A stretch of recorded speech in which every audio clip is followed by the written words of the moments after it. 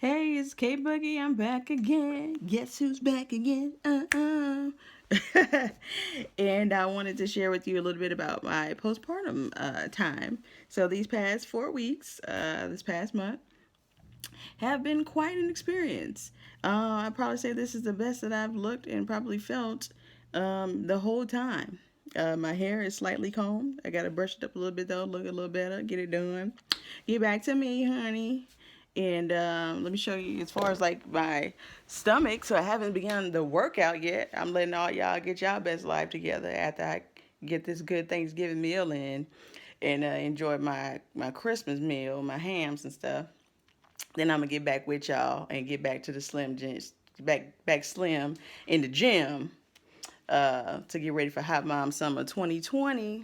So this is kind of how my belly looks now. I got my little fancy pants on, my little leggings. Ooh, she hot. But yeah, I'll be back. Just giving y'all some encouragement time. All right, so back to my postpartum time. So I'll say maybe I'm gonna fast forward to about like a week and a half. I want to say I think around day 10, Miles as well as myself were getting sick. So um, for I want to say a week after my Miles delivered. Of course, they weighed him. Of course, he went down to like 7 pounds 14 ounces. Of course, they lose like a couple ounces of their baby weight, but they get back to it usually after delivery. So his first check, maybe 4 days after delivery, was 7 pounds and 14 ounces. So, but after that, like Miles seemed like he was constantly hungry, but he was also spitting up. And one day he spit up to the point to where like he was like, I had to almost revive him because he seemed like he was choking himself. He was trying to hold the spit up down, and it was coming through his nose as well. So I had to like get my little suction thing and suction his mouth out and suction his nose out in order for him to try to breathe that out and open up his airway. So that was pretty scary. So I wanted to take him to the ER like immediately, but I was waiting for Mike to get home, and then we had an experience there. So but also around that time, like I was like a zombie. Like Mike could tell you, like he felt bad for me because it was like I wasn't getting any sleep, and I had this constant headache ever since like I delivered. Like that would not go away. I had a headache during the pregnancy time, but this was just like a weird one. And so one day something just told me, they had written on my discharge instruction, do it like a 2 week blood pressure check. And I'm like, okay, it's going to be regular. So right before that, I had just checked it on my own and it was elevated. It was like 140s over or something. And so I'm like, that's not good and that's not normal for me. And so the next day I took it and I took it on my left arm, and it had gotten to it was like 120 over something, but then something said, "Well, check your right arm and just see," and it was significantly higher. It was like 160 over something. And I'm like, oh, okay, that's not good. Then doing some additional research, I'm like, oh, I forgot, what does it mean when like one arm is reading higher than the other one? And then of course it's like, oh, you're at risk, severe risk for stroke. So I immediately like panicking, like, oh shucks, the Google diagnosis. Shout out to the Mayo Clinic. And so, in the preeclampsia foundation.org. And so from there, I'm like, okay, let me go ahead and make this appointment for my PCP. I let my OB doctor know, and they're like, yeah, pretty much kind of give it to your PCP to handle. And at that point, I'm like, well, I'm still in my postpartum period. So, being a previous OB nurse, I'm like, working in the antepartum and postpartum overflow, I'm like, well, typically you would probably send me to the ER. I'll probably receive some I'll probably go to the OB triage, receive some magnesium sulfate to try to decrease my risk for a seizure, be put on some blood pressure medication and sent home if I'm stable. So giving it to my PCP was kind of abnormal for me, and I guess it's the California way, maybe, I don't know. But I'm STF for life, homie. So I called them, let them know, scheduled an appointment for the next day. Also, That night, I believe my blood pressure had gotten up to like 180 over 102. And that was severely, like, extremely terrifying for me. Because I'm like, oh, now we're really in like stroke territory now. We're heading there. So I really got to get this blood pressure down. So I finally went to the PCP visit, got my blood pressure checked, and I told the staff member there, I said, yeah, I want you to check it on both arms because my left arm has been reading lower than my right. So she checked it on the left arm, and she had gotten like 140 or something. And I said, okay. And she was like, okay, I'm gonna check your right arm. And then after she checked it, she was like, oh my gosh, it is different. And she was like, yeah, I got like 160 over 98. And she seemed like she just didn't know like what to do at that point. She was like, oh my gosh, should I let the doctor know? I'm like, yeah, I recommend that because if I walk out of here and stroke, then it might be a liability on you. So she let the doctor know. She rechecked both of them, and it was kind of like the same. It had actually gone up after she checked it again. And she let the doctor know. The doctor was like, yep, I'm going to put you on some labetalol, 200 milligrams twice a day. And I'll see you in about 2 weeks. So from that point, I was not well. And the baby spitting up, and then he had like a projectile vomiting episode. So later on, I guess that night, we had took him to one of the close hospitals. We had drove to the parking lot. Parking lot was jam packed, like it was like a blues game or something, like unbelievably packed. Standing room only. And then we're like, nah. And it's flu season? No, we're not about to do that, Holmes. So then we drove to another hospital that was maybe about 25 minutes away from that one. And we pull up and people are standing even outside, like trying to get in. So we like, nah, we're not about to do that one either. And then we were about to drive to this one hospital that was maybe 35 minutes away, but read some reviews that weren't too appealing. So then we were like, okay, we'll just go home. And I was like, I just watch him overnight and just like, feed him small increments of food. So I would basically give him just like a couple sips, like 5 to 6 sips, and I put a pacifier in his mouth, so he can savor the flavor, if you will. And of course, he was like not happy like all night long. So I would do that pretty much like every half hour, just give him a couple sips so he can keep it down.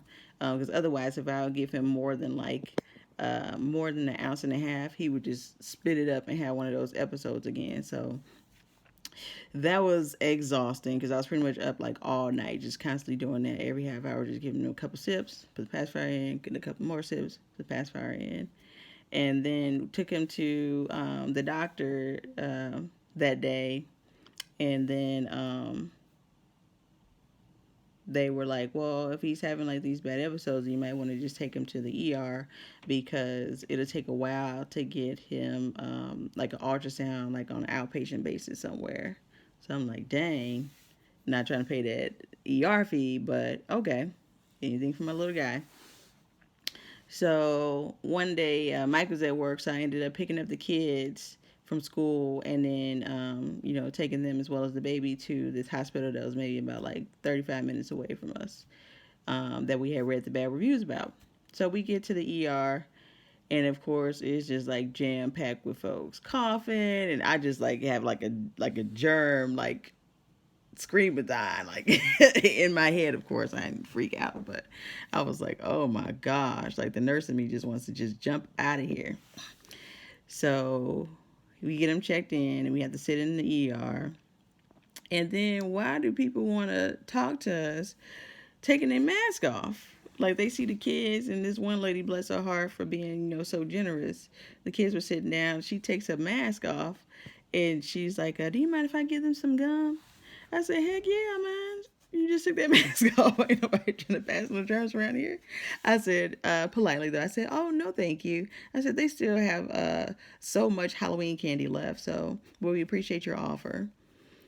And then they call us back. They take his vital signs, and then I had to head back to the ER. Wait. Then this other lady with a mask pulls her mask down, And I guess she heard our last name, so she's like, "Oh, you guys are Malone. I got some Malones in California," and goes to tell us like her family story. And I'm like, "Oh, okay, go ahead and put that mask back on." No, like that's just like how I was feeling, especially protecting this little guy. I mean, he's just like 2 weeks old, no more than. So I want to keep him well protected, and so as well as the rest of my kids.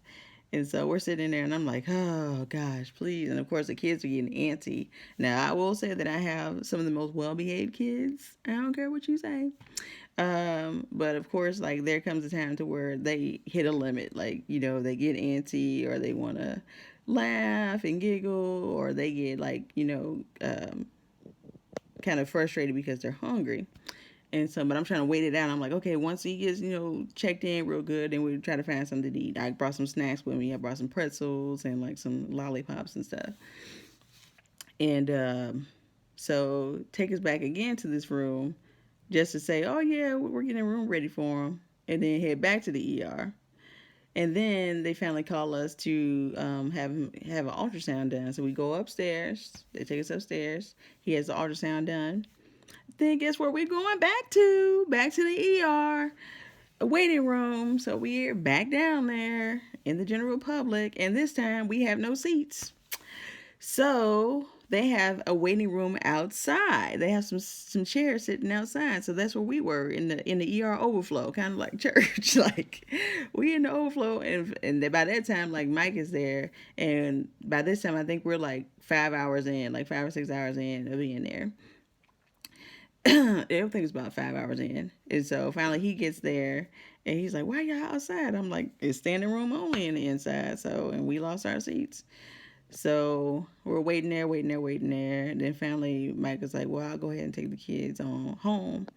And so me and the baby were just like sitting in the overflow. And all of a sudden, this lady, and I'm not sure if she, was mentally, challenged or not, or just a random crazy wild lady uh, who didn't know what to say appropriately. But I'm just gonna say that she was not in her right mind setting. I will say that because I'm not gonna criticize anybody who has any, instability in their psyche or their mental status.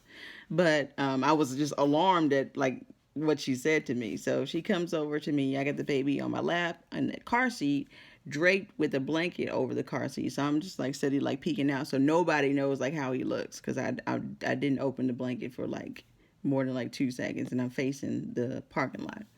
So this lady comes up to me and says, "Is that your baby? Is he biracial or something? Like, cause ain't no way that's your baby and he did like." Sis, I'm gonna need you to go back and sit down back in that waiting room, cause, and then she was like, well, let me see him. And so I'm like, okay, if I don't let her see him, like she's just gonna stay here and continue to talk to me and ask questions. So I'll raise the blanket a little bit so she can take a peek and put it back down. And then she again asked, is he biracial? I said, no, ma'am. And then she was like, let me see him again. And so I was like, oh no, I need to protect him from all the germs. Like I can't keep opening the blanket. And then she finally like walks away. And by that time, I'm like freaking out because I'm like, is this lady about to come back by here and like try to take my baby or something, or try to clown? So I'm like, on guard, like a lion, like ready, like okay, if she come back, I'm gonna be ready and protecting this car seat. And so finally, maybe like an hour after that, then they call for Miles again. They're like, okay, we're getting Miles. So I'm like, okay. And then we're walking. I'm like, wait a minute, where are we going? And the lady's like, oh, we're going to pediatrics. So I'm like, okay, cool. Like I'm thinking that they're taking them up to a room to be admitted. No, they take us to another ER, the pediatric ER. And I'm like, why weren't we here the whole time? Like, was it like a separate screening, a test that you had to pass in order to make it to the pediatric ER? Like, wow, unbelievable. So we get in there, and of course, like we sit in there, and it's a shared ER room. It's like separated by like a curtain. and we have three roommates the whole time that we in there. Like the first kid was like 6 months or something, and they rotated out. They took them up to be admitted to a room. The second one was a little baby, I think maybe like 11 months old or something. They rolled them up to a room. And then the third one was a young lady who I continue to pray for. She apparently tried to commit suicide. So we're roommating with her. And I'm like, oh my gosh, like, are we going to be seen, or are we just going to be just like rotating friends out, next to us? So they finally come back and assess him, and then the guy, I guess he's a resident, he was like, yeah, I need to talk to my attending to figure out, like, what the next steps are, which took forever.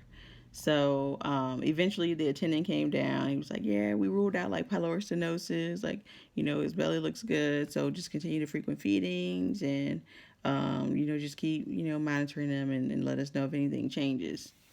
So I'm like, oh, okay, great. By this time, it's 11:30 at night. So we got to the hospital around maybe 4 or something. So to be there for a whole shift, a whole almost 8 hours, yeah, I was pretty exhausted and done. Especially with the previous night of being up all night. So we finally drove home, and then from that point on, like, he had the spells and continues to have them, but just not as severe because I have the small frequent feedings.